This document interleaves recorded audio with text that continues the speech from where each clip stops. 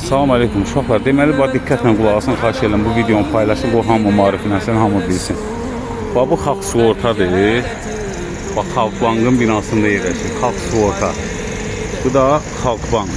Görürsünüz. Əvvəl deməli bu belə bir şey var. 3 il bundan qabaq hadisə olub. Bunlar 613 manat pul ödəməlidirlər.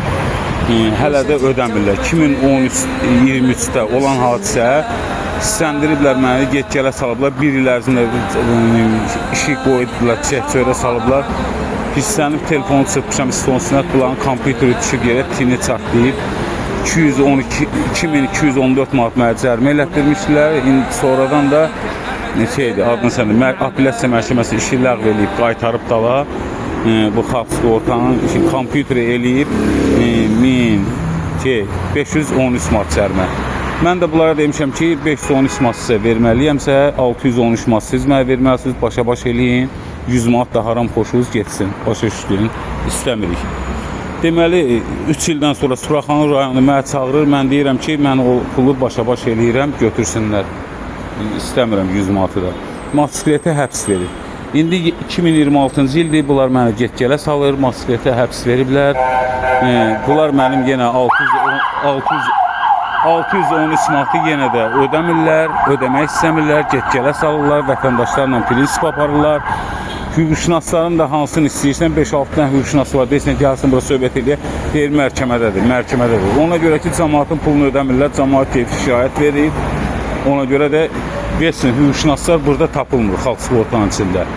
O gedib gəlirəm, neçə dəfə gedib gəlmişəm, hələ bunların bir dənə hüquqşünası ilə, 5 dənə hüquqşünasının biri ilə görüşəmirəm mən. 5 dənə, 4 dənə vəkilləri var, sığortanın müdafiə edən, heç biri ilə görüşə bilmirik.